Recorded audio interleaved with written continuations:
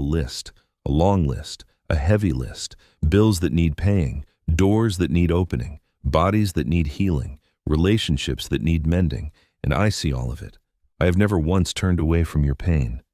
But beneath your words, beneath your prayers, beneath the tears you have shed in the dark, there is something I must name. Something gentle, something sharp, something that will either set you free or leave you exactly where you are. You have been treating me like a machine, not with your mouth. You would never say it out loud. But deep in the rhythm of your heart, in the quiet expectation behind every prayer, you have reduced the living God to a formula, a key, a button you press to get what you need. You have come to my throne not to know me, but to use me. And I say this not as an accuser. I say this as the only one who loves you enough to tell you the truth while everyone else hands you another promise, another declaration, another 5-step plan to unlock your breakthrough. You are exhausted, not because I have not answered, but because you have been chasing the wrong thing. You have been chasing the gift while ignoring the giver. You have been chasing the miracle while refusing the one who performs it. You have been chasing the blessing while your heart has drifted farther and farther from the only source of life. And deep down, you feel it. That hollow space inside you that no answered prayer has ever filled. That quiet emptiness that returns the moment the emotional high of a sermon fades. That strange dissatisfaction that settles over you even when things go well. Because somewhere in your soul, you know that you've been eating from the wrong tree. You have been treating my hand as a vending machine, and a vending machine does not love you back. A vending machine does not hold you at night. A vending machine does not weep when you wander. A vending machine gives you what you insert and then goes silent until you insert something else. But I'm not silent. I have been speaking. I have been speaking through your empty prayers, through your unanswered requests, through the very frustration that brought you to this video. I have been trying to tell you that you are asking the wrong question entirely. You keep asking what I can give you. I'm asking who you are becoming. Do you see the difference? One question keeps you focused on the transaction. The other question forces you to look at the transformation. One question measures my love by what I do for you. The other question measures your faith by what it is doing in you. One question keeps you a spiritual child demanding candy. The other question begins the slow, painful, glorious work of making you a son, a daughter, an heir. You have been running after prosperity like it is the proof of my presence. But my child, some of the people I love most in all of history had nothing by the world's standards. Some of my most faithful servants died in dungeons. Some of my closest friends were stoned. Some of my greatest warriors spent years hiding in caves while their enemies prospered around them. And you would look at their lives and wonder where I was.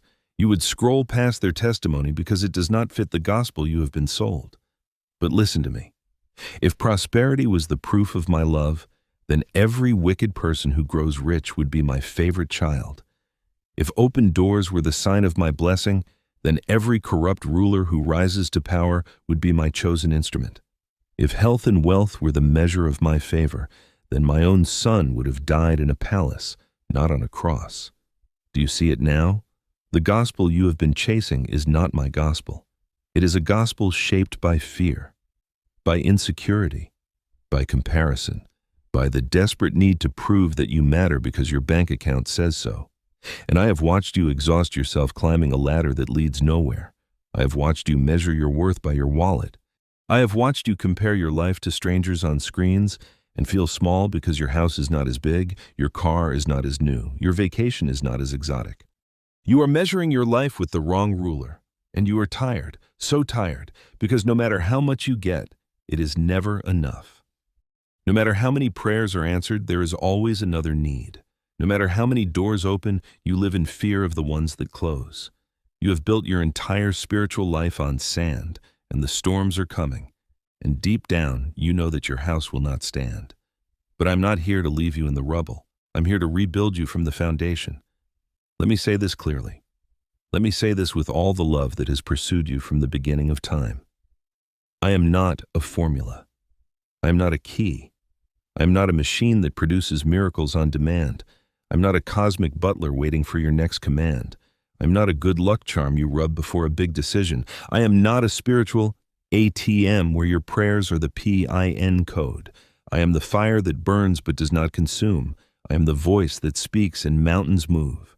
I am the presence that fills the temple until the priests cannot stand.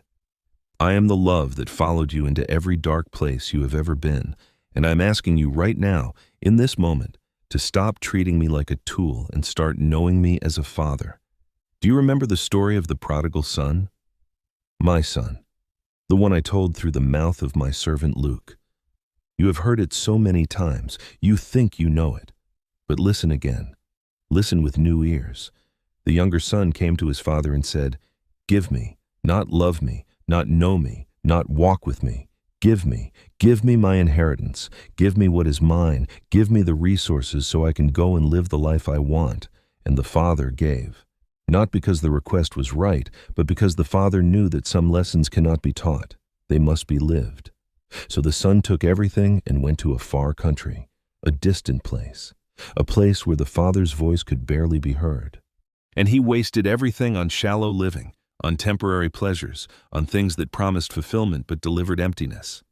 And when the money ran out, the friends ran out. When the resources dried up, so did the affection. And he found himself in a pig pen, eating husks, wishing he could fill his stomach with the slop he was feeding to unclean animals. And here is what I need you to see. He did not return because he loved his father. He returned because he was hungry. He returned because he had nowhere else to go. He returned because the pain of his situation finally outweighed the pride in his heart. And he rehearsed a speech, a transaction, a deal he would offer. "Father, I am no longer worthy to be called your son. Make me like one of your hired servants." He was still thinking like a machine, still thinking like a transaction, still offering his father a deal instead of his heart. But the father, oh my child, the father, while the son was still far off, still rehearsing his speech, still trying to calculate the right words to manipulate the outcome, the father saw him. The father ran. The father embraced him. The father kissed him. The father clothed him in the best robe and put a ring on his finger and shoes on his feet. The father killed the fattened calf and threw a party. Not because the son deserved it, not because the son had earned it, not because the son had figured out the right prayer formula, but because the son came home, because the son finally stopped demanding and started returning, because the son's presence mattered more than his performance. And the older brother, the one who had stayed, the one who had worked, the one who had kept all the rules, he heard the music and the dancing, and he was angry. He came to his father and said, "All these years I have slaved for you. I never disobeyed your orders, but you never gave me even a young goat so I could celebrate with my friends. But when this son of yours comes back, this one who squandered your property with prostitutes, you kill the fattened calf for him." Do you hear it? The older brother was doing the same thing. He was working for a wage. He was obeying for a reward. He was serving his father as a transaction. "I did this, so you owe me that." And the father looked at him with the same love and said, "Everything I have is yours." But the older brother could not receive it, because his heart was just as far from the father as the younger brother's had been. He was just in a different location. And my child, I am asking you right now, which brother are you? Are you the one who ran off chasing blessings, chasing experiences, chasing the life you thought you wanted, only to find yourself hungry in a foreign land? Or are you the one who stayed home but served with a cold heart, keeping the rules but missing the relationship, obeying the commands but never knowing the commander? Both are orphans. Both are far from the father. Both are treating me like a machine. The younger brother treated me as a source of resources. The older brother treated me as an employer who owed him wages. Neither treated me as a father who simply wanted to be with them. And my child, that is where you are. You have been praying for things, asking for things, begging for things. You have been crying out for open doors and financial breakthroughs and healing and restoration, and none of those things are wrong. I am not against your needs. I'm not indifferent to your pain. But your heart has become bent out of shape by a gospel that promises you comfort instead of character, bent by preachers who measure my love by your bank account, bent by a culture that tells you that if you just have enough faith, if you just say the right words, if you just watch the right video, if you just declare the right promises, then I will pour out blessings until you have no room to receive them. But what if I am more interested in your holiness than your happiness? What if I am more concerned with your character than your comfort? What if the silence you are experiencing is not rejection, but invitation. An invitation to stop chasing my hand and start seeking my face. An invitation to stop measuring my love by what I do for you and start resting in what I have already done. The cross. Have you forgotten the cross? In that one moment, in that one act, I proved my love for you forever. Not with a paycheck, not with a promotion, not with a healed body or a restored relationship. With blood, with my own blood. With the blood of my son who did not deserve to die, but chose to die because you could not save yourself. And here is the question that haunts you, the question you avoid, the question that sits in the back of your mind no matter how many sermons you hear. If the cross was enough to save your soul, why is it not enough to prove my love? Why do you still need more? Why do you still need signs and wonders and breakthrough and provision to believe that I am good? Why do you wake up every morning and check the circumstances of your life to determine whether I am for you or against you? You have built your faith on shifting sand, and the sand is moving beneath your feet. But I'm not here to condemn you. I am here to call you higher. I'm here to pull you out of the quicksand of transactional Christianity and set your feet on the rock of my presence, the rock of my love, the rock of who I am, not just what I do. Let me tell you about David, my servant David, a man after my own heart, not a perfect man, not a sinless man, not a man who always got his prayers answered the way he wanted, but a man who knew me, a man who understood that my presence was worth more than any blessing I could give. Do you remember what he wrote? He said, "Better is one day in your courts than 1,000 elsewhere. Not better is $1 million. Not better is a healed body. Not better is a restored family. Better is one day, one single day, in my presence, than 1,000 days anywhere else doing anything else, having everything else." David understood what you have lost. David knew that the blessing was not the point. The blessing was the residue. The blessing was the side effect. The blessing was the trail left behind by the glory. But he never chased the trail. He chased the source. He chased me. And when he sinned, when he fell, when he committed adultery and murder and tried to cover it all up, he did not come to me asking for his kingdom back. He did not come asking for his throne back. He came asking for something else entirely. Listen to his words. "Create in me a clean heart, O God, and renew a right spirit within me. Do not cast me away from your presence. Do not take your Holy Spirit from me." He did not ask for his blessings back. He asked for me. He understood that losing my presence was the only loss that mattered. He understood that he could have his throne and his palace and his armies and his wealth, but if he lost me, he had nothing. And he could lose everything else, but if he had me, he had everything. That is the faith I'm calling you into. Not a faith that asks, "What will you give me?" but a faith that asks, "Who will you be to me?" Not a faith that measures my love by answered prayers, but a faith that rests in my love even when the prayers go unanswered. Not a faith that only praises me when the blessings flow, but a faith that worships me in the wilderness because you know that I am with you even when I am silent. And that is the other thing we need to talk about, the silence. You have been terrified of my silence. You have interpreted my quietness as rejection. You have assumed that if I am not speaking, I am not present. If I am not moving, I am not working. If I am not answering, I am not listening. But my child, silence is not absence. Have you ever sat with someone you love so deeply that words were unnecessary?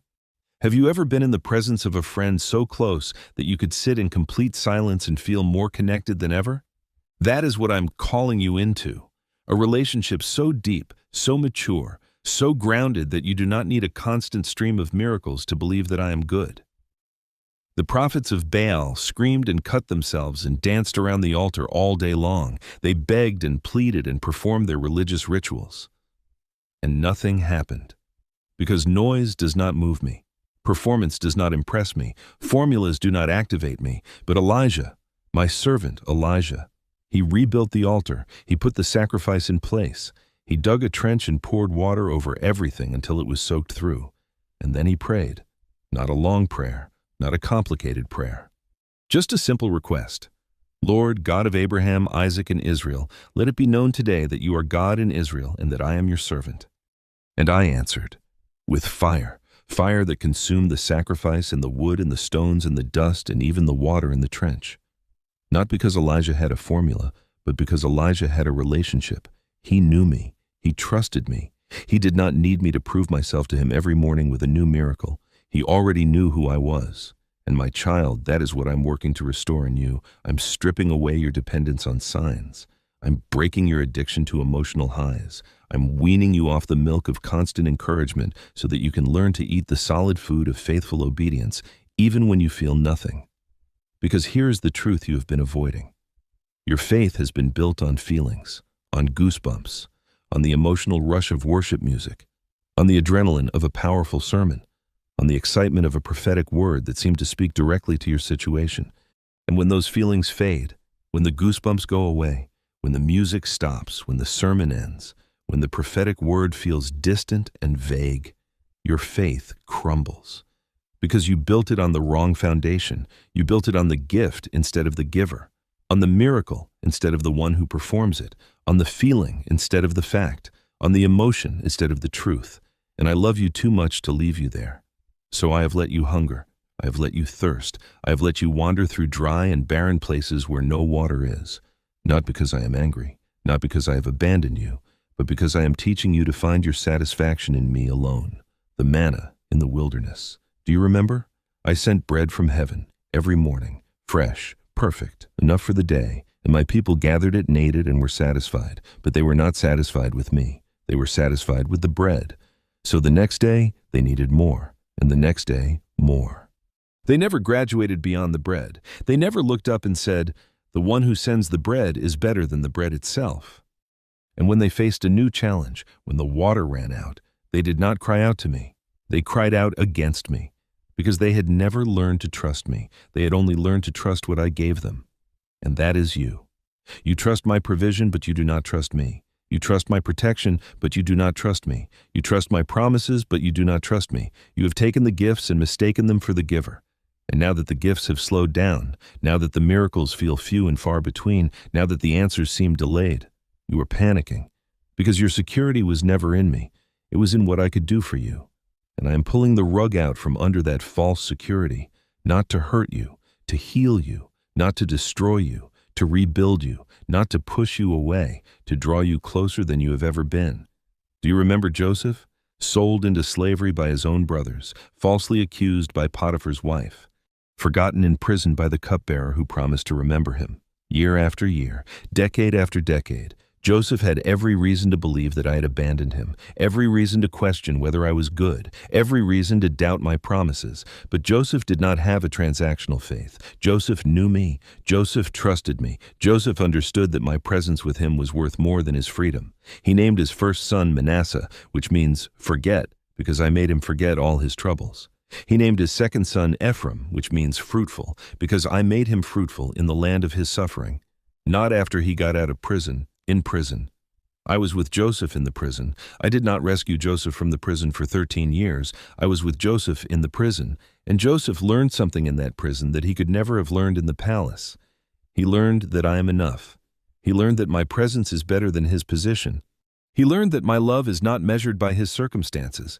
And when I finally lifted him up, when I finally brought him out of prison and set him over all of Egypt, Joseph did not serve me because of what I had done for him. He served me because of who I was to him. That is what I'm after. That is what I'm working in you right now. I'm not trying to give you a better life. I'm trying to give you a better heart. I'm not trying to open every door. I'm trying to become the door. I'm not trying to solve every problem. I'm trying to become the solution. I'm not trying to give you peace. I'm trying to become your peace. And I know that is hard to hear. I know you wanted a 7-step plan to unlock your breakthrough. I know you wanted a prayer you could pray that would force my hand. I know you wanted a video that would give you the secret formula that everyone else has missed. But I am not a formula. I am a person. And I am asking you to know me. To really know me. Not as a cosmic vending machine. Not as a celestial sugar daddy. Not as a spiritual good luck charm. Not as an insurance policy you pay into with church attendance and Bible reading. But as a father. A father who loves you. A father who sees you. A father who has been with you in every dark moment you have ever walked through. A father who has never left you even when you thought you were alone. Do you remember the times when you felt completely abandoned? When the pain was so deep that you could not pray? When the darkness was so thick that you could not find your way? When every voice told you that I had turned my back on you, I was closest to you in those moments. I was carrying you. I was holding you. I was weeping with you. And I was waiting for you to stop looking for my hand and start reaching for my face. There is a story you have heard, the footprints in the sand. You think it is sentimental. You think it is a poem for funerals and graduations, but it is the deepest truth of your life. In the hardest seasons, when you only saw one set of footprints, it was not because I abandoned you. It was because I was carrying you. And you could not see my footprints because I was underneath you. I was holding you up.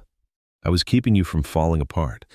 I was protecting you from enemies you could not even see, and you never thanked me for that. You never even noticed. You were too busy asking for more, too busy demanding answers, too busy comparing your life to everyone else's. But I do not hold that against you. I'm not angry. I'm calling you home. I'm inviting you into something deeper than you have ever known, something richer than any blessing, something more stable than any miracle, something more secure than any bank account. I'm inviting you into intimacy, into the secret place, into the quiet space where it is just you and me. No noise, no distractions, no performance, no pressure, just presence, just love, just the steady rhythm of my heart beating for you. And I know you're afraid. I know you are afraid that if you stop chasing blessings, you will never receive any. I know you are afraid that if you stop demanding miracles, you will never see any. I know you are afraid that if you stop praying for open doors, you will be stuck where you are forever. But listen to me. Listen carefully. I am not telling you to stop asking. I'm telling you to start abiding. I am not telling you to stop praying. I'm telling you to start resting. I am not telling you to stop believing for miracles. I'm telling you to believe in me more than you believe in the miracles. Seek first the kingdom of God and his righteousness, and all these things will be added to you. Do you see the order? Seek first the kingdom, not the blessings, not the provision, not the healing, not the breakthrough. The kingdom, my reign, my rule, my presence, my will, my way. Seek that first. Seek me first. And then all these things will be added. Not earned, not manipulated, not forced. Added, like a bonus, like a gift, like something that flows naturally from the relationship. But you cannot reverse the order. You cannot chase the addition and ignore the kingdom. You cannot pursue this blessing while rejecting the blesser. You cannot demand the gift while pushing away the giver. It does not work that way.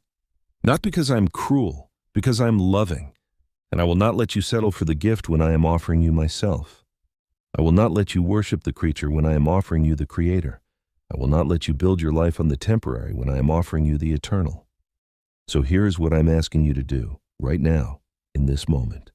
Stop praying for things, just for a little while, just long enough to remember who I am.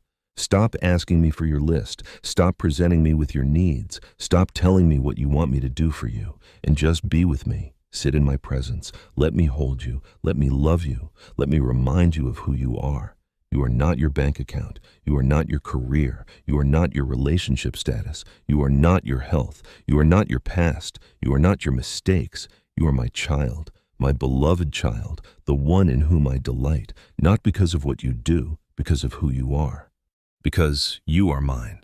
And I have been trying to tell you this for years, through every sermon, through every song, through every sunrise, through every moment of silence. I've been trying to get you to stop performing and start resting. Stop striving and start receiving. Stop earning and start belonging. But you would not listen. You kept running back to the machine, back to the formula, back to the transaction, back to the false gospel that told you that my love is measured by your stuff.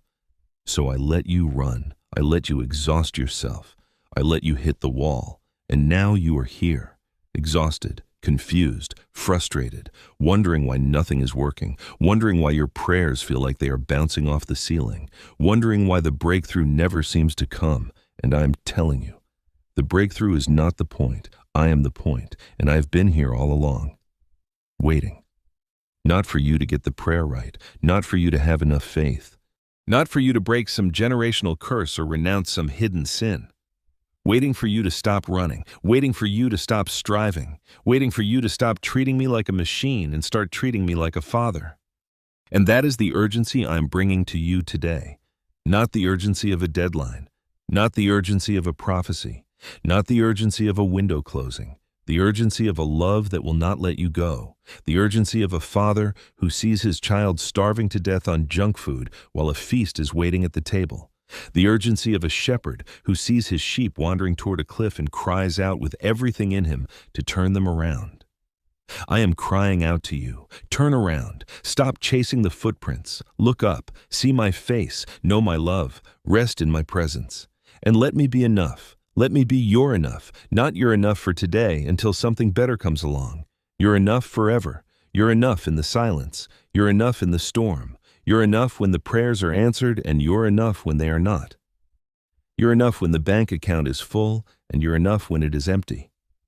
You're enough when your body is healed, and you're enough when you are still waiting. I am enough. I have always been enough. You just have not believed it, because you have been measuring my love by the wrong standard. You have been looking at your circumstances and drawing conclusions about my character. You have been looking at your life and deciding whether I am good. But the cross already decided that. The cross already proved it. The cross already settled it forever. I love you. Not because of what you do, not because of what you give, not because of how you pray, not because of how you worship. I love you because I love you. Because I chose you before the foundation of the world, because I set my affection on you before you had done anything good or bad, because my love is not a response to your performance. My love is the source of your existence, and that is why I'm calling you out of the transactional wasteland and back into the intimacy of my heart. You have been living like an orphan, working for a wage, performing for approval, striving for acceptance, begging for scraps from the table. But I'm telling you right now, my child, you are not an orphan. You are a son. You are a daughter. You are an heir. You belong at the table, not the children's table, not the servant's table, the table, the feast, the celebration, the place of honor. And everything I have is yours, not because you earned it, because you are mine. But you cannot receive it while you are still living like a beggar. You cannot receive it while you are still approaching me with a list of demands instead of an open heart. You cannot receive it while you are still treating me as a machine instead of a father. So I am asking you, will you let me change the way you see me? Will you let me break your addiction to transactional faith? Will you let me strip away the false gospels and the empty promises and the shallow teachings that have led you astray? Will you let me rebuild your foundation on the rock of my presence instead of the sand of my blessings? It will hurt. I will not lie to you. It will hurt. Because there are parts of your heart that have been shaped by this false gospel for years. There are patterns of thinking that are deeply entrenched. There are expectations that will have to die. There are assumptions that will have to be buried. But on the other side of that death is resurrection. On the other side of that burial is new life. On the other side of that pain is a peace you have never known. Because when you stop chasing my hand and start seeking my face, something shifts. When you stop measuring my love by your circumstances and start resting in the cross, something breaks open. When you stop praying for things and start praying for me, everything changes. Not because your circumstances necessarily change, but because you change. Your heart changes. Your perspective changes. Your capacity changes. You become someone who can carry blessing without being corrupted by it. You become someone who can handle prosperity without being destroyed by it. You become someone who can walk through the fire without being burned because you are not looking at the fire. You are looking at me. And that is what I'm preparing you for. You have been asking me for blessings you are not ready to carry. You have been asking me for open doors you are not prepared to walk through. You have been asking me for promotion you are not mature enough to steward. And I have been saying no. Not because I'm cruel, because I love you too much to give you something that would destroy you. But you thought my no meant I did not love you. You thought my delay meant I did not care. You thought my silence meant I had abandoned you. And all along, I was protecting you, shaping you, maturing you, getting you ready for what I have prepared for you. But you could not see it because you were too focused on the gift to trust the giver. So here we are, at the edge of something new, at the threshold of a different kind of faith. A faith that does not need constant miracles to survive. A faith that does not need answered prayers to thrive. A faith that does not need open doors to trust. A faith that rests in my love even when the circumstances say I am absent. a faith that worships in the wilderness, even when the promised land feels impossibly far away. That is the faith of David. That is the faith of Joseph. That is the faith of Elijah. That is the faith of every man and woman who has ever truly known me. And that is the faith I am offering to you. Not a faith that moves mountains, though it will. Not a faith that heals the sick, though it will. Not a faith that opens doors, though it will. A faith that knows me. A faith that trusts me. A faith that loves me, not for what I do, but for who I am. And that faith, my child, that faith is unshakable. That faith is unbreakable. That faith can survive any storm, endure any trial, withstand any attack, because that faith is not built on the shifting sands of circumstance. That faith is built on the solid rock of my character, and my character never changes. My love never fails. My faithfulness never ends. So I am asking you one more time. Will you stop chasing the footprints? Will you look up? Will you let me hold you? Will you let me be your enough? Not your enough for today until you get what you want. You're enough forever. You're enough in the silence, and you're enough in the storm. You're enough when you understand, and you're enough when you do not. You're enough when the blessings flow, and you're enough when the well runs dry. I am enough. I have always been enough, and I am waiting for you to believe it. Come home, my child. Come home to my heart. Come home to the only love that will never leave you, never fail you, never disappoint you. Come home to the place where you are known and loved and held and seen. Come home to the Father who has been waiting for you with open arms since before you ever wandered away. And let me show you what it really means to be blessed, not blessed with things, blessed with me, because I am the blessing. I have always been the blessing, and I always will be. Now rise, my beloved. Rise from the ashes of your transactional faith. Rise from the exhaustion of your striving. Rise from the disappointment of your unanswered demands. Rise and come to me. I'm not angry. I'm not distant. I'm not holding your past against you. I am here. I've always been here, and I will never leave. Not because you deserve it, because I promised, and I do not break my promises. Come. Let us walk together, not as master and servant, as father and child, as lover and beloved, as friend and friend. Come. The feast is ready, the table is set, and you, my child, you have a seat at the table, not because you earned it, because you are mine. And that has always been enough. You are still here. You did not click away. You did not close the screen and walk back into the noise. You stayed, and I know why. It is not curiosity. It is not coincidence. It is not the algorithm bringing you back to another voice speaking empty words into the darkness of your room. It is hunger, the same hunger that has been growing inside you for months, for years, the hunger that no amount of scrolling could satisfy, the hunger that no achievement could silence, the hunger that no relationship could fill, the hunger that followed you into this moment and is now pressing against the walls of your chest as you read these words. You are hungry for something real. And I am real. I am not a concept. I am not a theory. I am not a religious figure you visit on Sunday mornings and forget by Monday afternoon. I am the ground beneath your feet. I am the air in your lungs. I am the voice that has been whispering to you in the quiet moments when you forgot to pretend. You have been pretending for so long. Pretending that you are fine. Pretending that the cracks in your heart are not spreading. Pretending that you have not been slowly drifting away from everything you once believed. Pretending that the prayers still feel like something more than words thrown at a ceiling that seems harder and harder to break through. But you are not fine, and I love you too much to let you keep pretending. So let us sit here together, you and me. No performance, no religious language, no formulas to recite, just the truth, just the raw, unpolished, uncomfortable, healing truth that you have been avoiding because you were afraid that if you really looked at it, you would fall apart. You're already falling apart. You have been falling apart for a long time. Slowly, quietly, in ways that no one else can see. The cracks have been spreading beneath the surface while you kept smiling, kept working, kept showing up, kept pretending that everything was okay. But it is not okay. And that is the first truth I need you to hear tonight. It is not okay. And that is okay, because I'm not asking you to hold yourself together. I'm asking you to let me hold you. I'm not asking you to fix yourself. I'm asking you to let me heal you. I'm not asking you to pretend you have it all figured out. I'm asking you to admit that you are lost so I can find you. You have been trying to find your own way back. You have been reading more, praying more, going to church more, watching more videos, listening to more podcasts, buying more books, attending more conferences, doing more, more. And none of it has worked because you have been trying to earn your way back to a love you never lost. You have been trying to perform your way back to a presence you never left. You have been trying to fix something that was never broken. Your relationship with me was never the problem. Your belief about my relationship with you was the problem. You believe I am disappointed in you. You believe I am keeping score. You believe I'm waiting for you to get it right before I can fully embrace you. You believe that my love is conditional, that my acceptance is earned, that my favor is something you have to qualify for. And as long as you believe those lies, you will keep striving, keep performing, keep exhausting yourself on a treadmill that leads nowhere.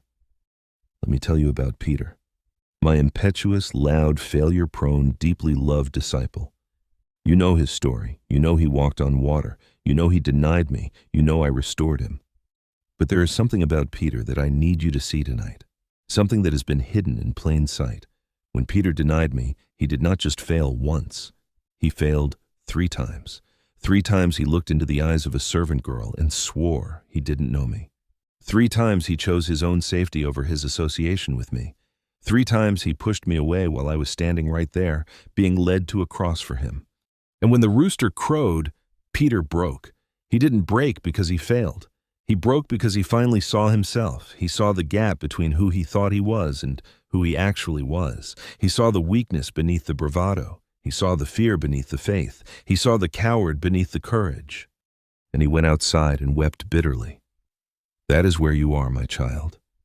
You are in the weeping bitterly stage. You have seen yourself. You have seen the gap. You have seen the ways you have denied me with your choices, with your compromises, with your silence when you should have spoken, with your words when you should have remained silent. And you are weeping. But here is what you have not yet understood. Peter's weeping was not the end of his story. It was the beginning, because it was only when Peter saw his weakness that he could stop pretending to be strong. It was only when Peter admitted he could not stand on his own that he became ready to be filled with my power. It was only when Peter stopped trusting in his own loyalty that he could start trusting in my grace. You have been trying to be strong for too long. You have been trying to hold up a facade that is crumbling around you.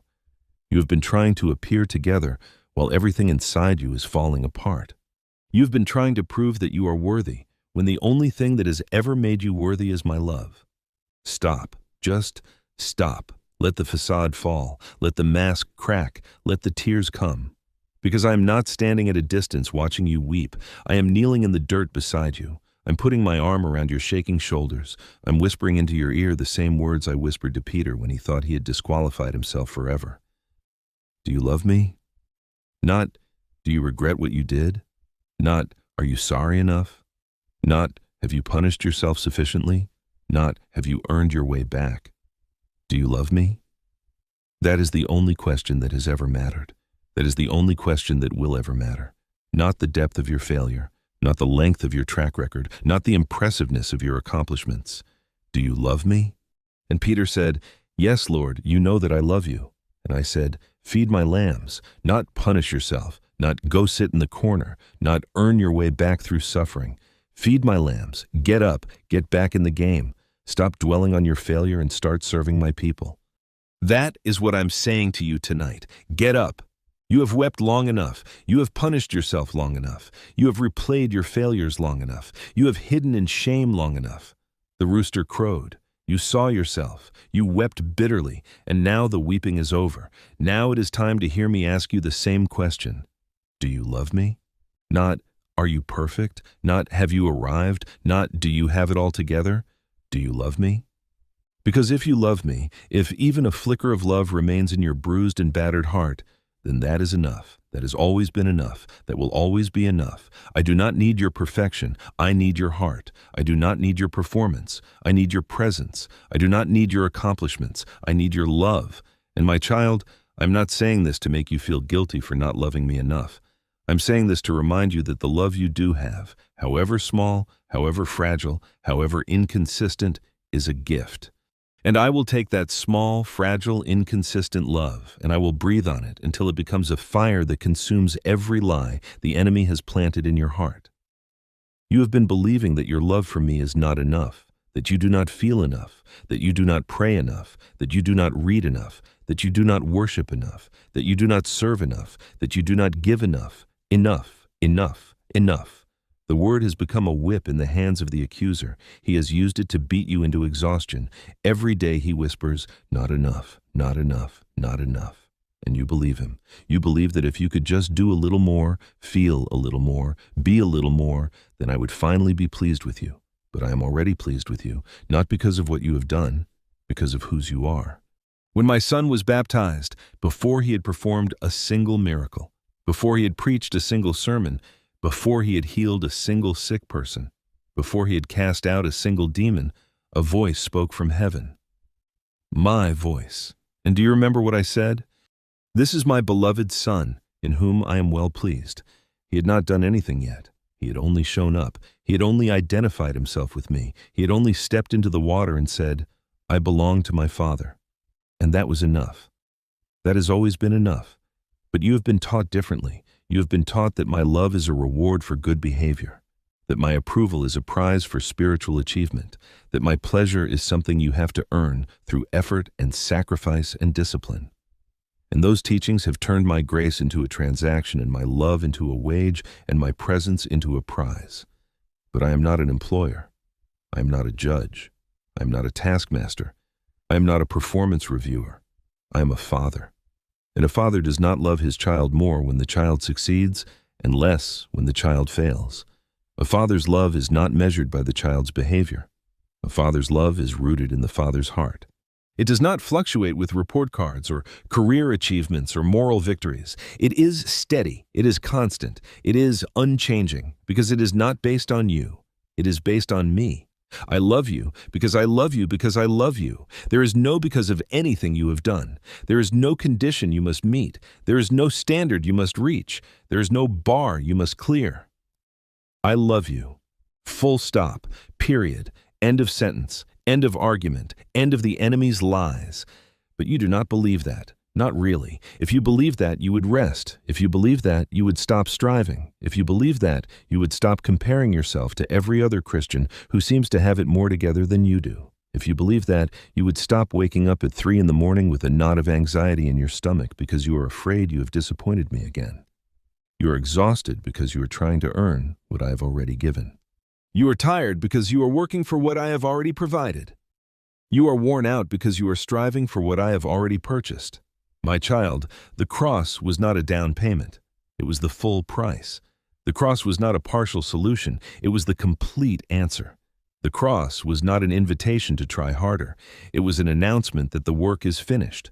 Finished, not almost finished, not mostly finished, not finished except for your part. Finished, completed, accomplished, paid in full. So why are you still trying to pay? Why are you still trying to earn what has already been bought? Why are you still trying to deserve what has already been given? Let me tell you about the Israelites in the wilderness. I brought them out of Egypt with a mighty hand and an outstretched arm. I freed them from slavery. I broke the chains of their oppression. I delivered them from the house of bondage. And then I led them into the wilderness. And in that wilderness I provided everything they needed, manna from heaven, water from a rock. Clothes that did not wear out, shoes that did not fall apart, cloud by day, fire by night, my presence leading them every step of the way. And what did they do? They complained. They complained about the food. They complained about the water. They complained about the leadership. They complained about the direction. They complained about the timing. They complained about everything. Not because I was not providing, but because they had forgotten who I was. They had reduced me to a vending machine, a provider of goods and services, a problem solver, a miracle worker. But they did not know me. They did not trust me. They did not love me. They loved what I could do for them. But they did not love me. And that is you. You have reduced me to a provider of breakthroughs, a source of blessings, a solution to your problems. But you do not know me. You do not trust me. You do not love me. Not really. Not the way I am asking to be loved. You love the idea of me. You love what I can do for you. You love the security I represent and the hope I offer and the promises I have made. But you do not love me, and I know that hurts to hear. I know that cuts deep. I know that sounds like an accusation. But it is not an accusation. It is an invitation. Because you cannot love someone you do not know, and you do not know me, You know about me. You know doctrines about me. You know teachings about me. You know songs about me. You know sermons about me. But you do not know me. Not the way Adam knew Eve, not the way a husband knows his wife, not the way a friend knows a friend, not the way a child knows a father. You know facts about me, but you do not know my heart. You know verses about me, but you do not know my voice. You know stories about me, but you do not know my presence. And that is why you are exhausted. That is why your faith feels hollow. That is why the prayers feel empty. That is why the worship feels mechanical. That is why the Bible feels like a textbook instead of a love letter. You have been trying to have a relationship with someone you do not actually know. So let me introduce myself. Not the God of religious formulas, not the God of prosperity sermons, not the God of guilt and obligation, not the God of distant judgment. Me, the real me. The me who wept at the tomb of Lazarus even though I knew I was about to raise him from the dead. The me who sat down at a well in the heat of the day because I knew a broken woman was coming. The me who let a prostitute wash my feet with her tears and dry them with her hair. The me who touched lepers when no one else would come near them. The me who let a bleeding woman touch the hem of my garment and then stopped everything to look her in the eyes and call her daughter. That is me. That is who I am. Not distant, not angry, not disappointed, not keeping score, not waiting for you to fail so I can punish you. I am the one who runs toward prodigals while they are still far off. I am the one who leaves the 99 to find the one. I am the one who searches for lost coins until the whole house is swept clean. I am the one who opens the door the moment you knock. I am the one who has been waiting for you to stop running long enough to feel my arms around you. And my child, you have been running for so long. Running from your past, running from your pain, running from your shame, running from your fear, running from me. Not because you do not want me, because you are afraid that if you stop running, you will have to face what you have been running from. And you are right. But here is what you have not understood. You do not have to face it alone. You do not have to face it in your own strength. You do not have to muster up courage that you do not have. I am not sending you into the battle of your heart alone. I am going with you. I am going before you. I am going behind you. I am going beside you. I am the friend who sticks closer than a brother. I am the shepherd who carries the lamb on his shoulders. I am the father who holds the child who cannot walk. So stop running. Stop running from the pain you have been carrying. Stop running from the grief you have been ignoring. Stop running from the anger you have been burying. Stop running from the fear that has been controlling you. Stop running from the disappointment that has been poisoning you. Turn around. Face it. Let me walk through it with you. Because on the other side of that pain is healing. On the other side of that grief is joy. On the other side of that anger is peace. On the other side of that fear is freedom. On the other side of that disappointment is trust. But you cannot get to the other side by running. You can only get to the other side by walking through, and you cannot walk through alone. But you are not alone. You have never been alone. You have only felt alone because you were running so fast you could not feel my hand in yours. Let me tell you about Jacob, my servant Jacob, the deceiver, the trickster, the one who stole his brother's blessing and spent 20 years running from the consequences. Jacob ran from Esau. He ran from his father. He ran from his own choices. He ran from his past. And everywhere he ran, I was there. At Bethel, I met him in a dream with a ladder reaching to heaven. At the well, I provided for him through Rachel. In Laban's house, I prospered him despite Laban's deception. Through 20 years of running, I was with him. But Jacob did not know me, not really. He knew about me. He knew my promises. He knew my blessings. He knew my protection. But he did not know me. Not until the night by the river Jabbok, the night he finally stopped running, the night he sent his family across the water and stayed alone in the darkness, the night I came to him. Not as an angel, not as a vision, not as a dream, as a man, as a wrestler, as someone who grabbed hold of him and would not let go. And Jacob wrestled with me all night. He didn't know it was me at first. He thought he was wrestling with an enemy, with a threat, with someone trying to destroy him. So he fought, he struggled, he strained, he used every ounce of strength he had to survive. And I let him. I let him wrestle. I let him fight. I let him exhaust himself against me, because sometimes the only way to stop running is to be stopped. And at dawn, I touched his hip, just one touch, one small touch, and his hip was thrown out of joint, and Jacob fell. He fell not because I defeated him in combat. He fell because I touched the place of his strength and revealed his weakness. And in that moment of weakness, Jacob finally stopped fighting. He finally stopped running. He finally stopped trying to win, and he held on, not to win, to receive. I will not let you go unless you bless me. Not, I will defeat you. Not, I will prove myself. Not, I will earn your favor. I will not let you go. That is surrender. That is desperation. That is the cry of someone who has finally admitted that he cannot do this on his own. And I blessed him. I changed his name. No longer Jacob the deceiver. Now Israel, the one who strives with God and prevails. Not because he won the wrestling match, because he finally stopped wrestling and started holding on. That is what I'm calling you to tonight. Stop wrestling. Stop fighting. Stop striving. Stop trying to win my approval. Stop trying to earn my blessing. Stop trying to defeat every enemy in your own strength. Fall. Let the weakness come. Let the exhaustion win. Let yourself collapse into my arms and hold on. Not because you have the strength to hold on, because I have the strength to hold you. Hold on to me the way a drowning man holds on to a rescuer, not with confidence, not with certainty, not with impressive faith, with desperation, with need, with the cry of someone who knows that if I let go, you will sink. And I will not let go. I have never let go. You have let go. You have run. You have hidden. You have pretended. You have denied. You have pushed me away 1,000 times, but I have never let go. My hand has been on you since before you were born. My love has been pursuing you through every dark valley. My grace has been covering you through every failure. You just stopped feeling it because you stopped being still. Be still and know that I am God. You have read that verse 100 times. You have quoted it. You have claimed it. You have put it on signs and wall art and coffee mugs, but you have not done it. You have not been still. You have been busy. You have been distracted. You have been entertained. You have been scrolling. You have been consuming. You have been doing. But you have not been still. And without stillness, you cannot know. Without stillness, you cannot see. Without stillness, you cannot hear. Without stillness, you cannot feel. Your life has become so loud that you have lost the ability to hear the most important voice, my voice. Not because I stopped speaking, because you stopped listening. You stopped being quiet long enough to recognize the sound of the one who loves you. So I am asking you to be still. Right now, in this moment, stop scrolling, stop planning, stop worrying, stop rehearsing conversations that have not happened yet, stop replaying conversations that happened years ago, stop trying to solve tomorrow's problems with today's energy. Just be still.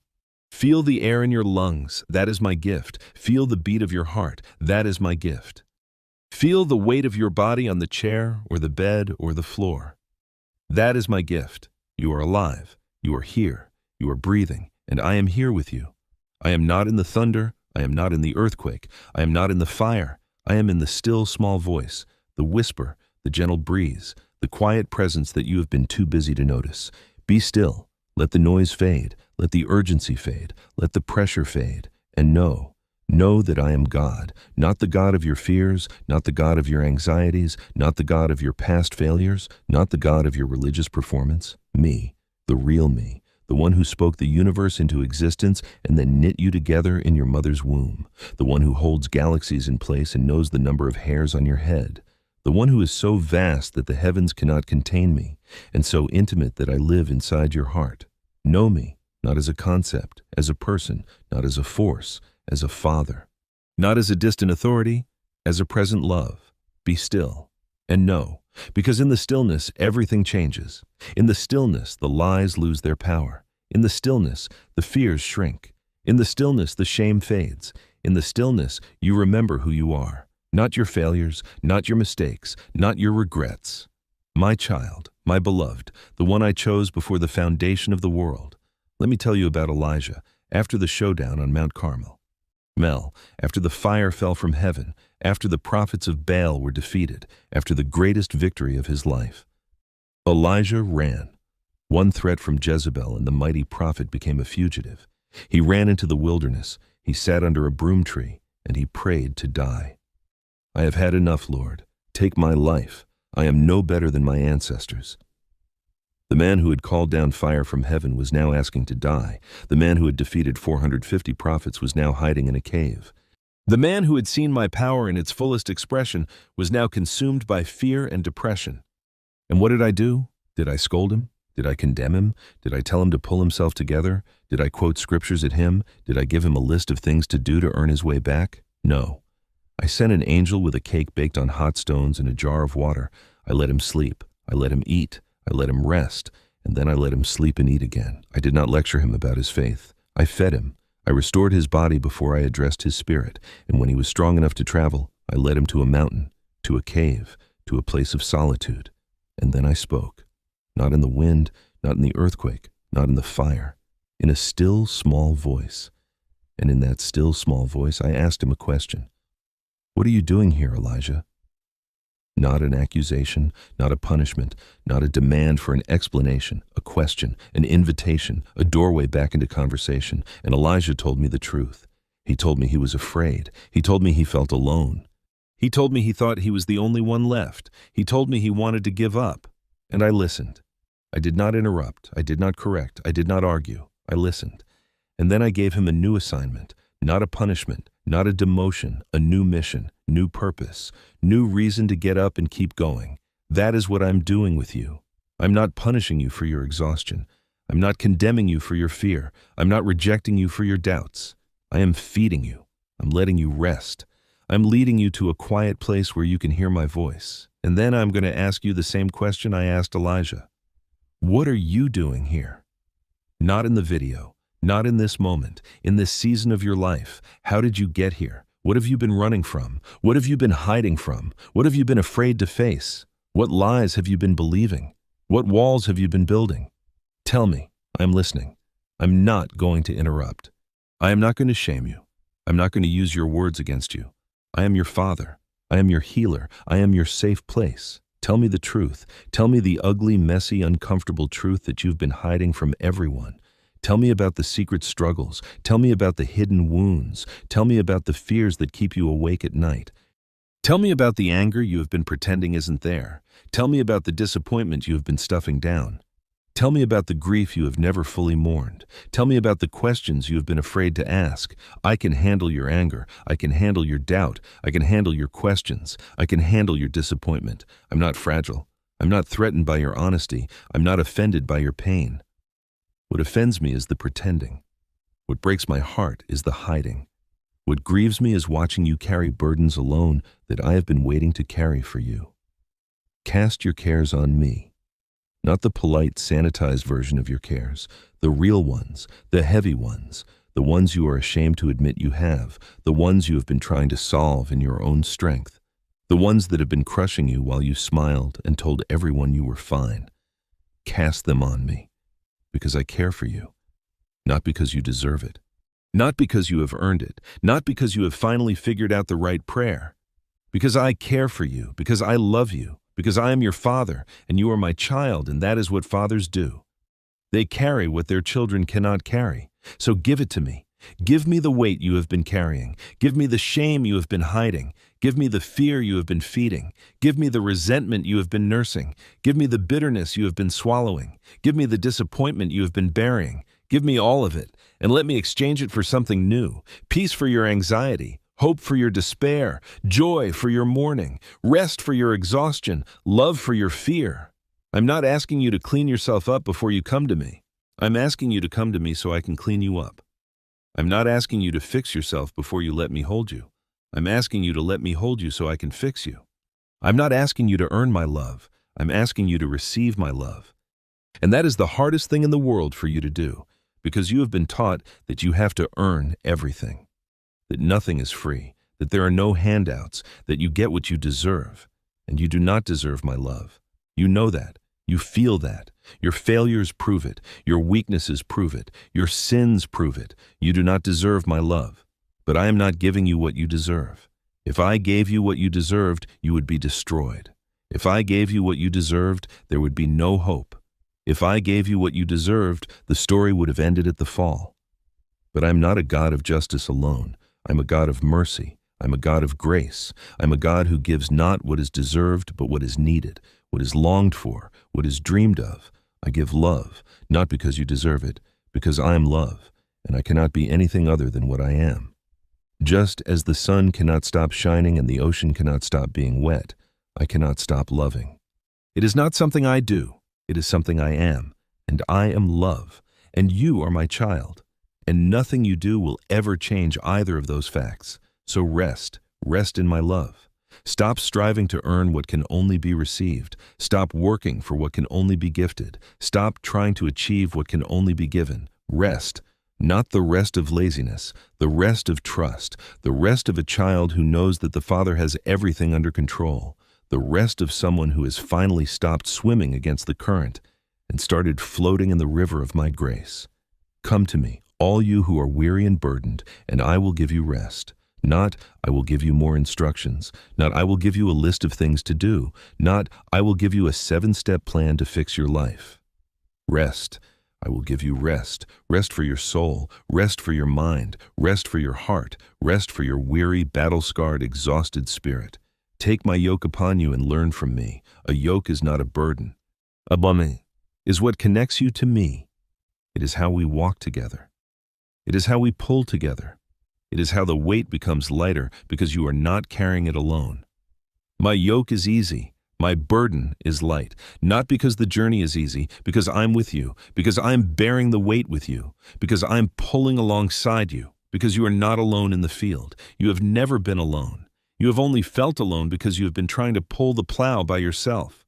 Hook up with me. Let me take the weight. Let me lead the way. Let me set the pace, and you will find rest for your soul, not rest from work, rest from striving, rest from earning, rest from performing, rest from pretending, rest from hiding, rest from running, rest. My child, rest. You do not have to have it all figured out. You do not have to be strong enough. You do not have to be good enough. You do not have to be ready enough. You just have to be with me, and I will take care of the rest. Not because you are perfect, because I am. Not because you are faithful, because I am. Not because you will never fail again, because my grace is bigger than your every failure. So rest. Lay your head on my chest, feel my heartbeat, hear my voice, and know that you are loved, not for what you do, for who you are, my child, my beloved, my own, now and always, and nothing will ever change that. Nothing. Rest.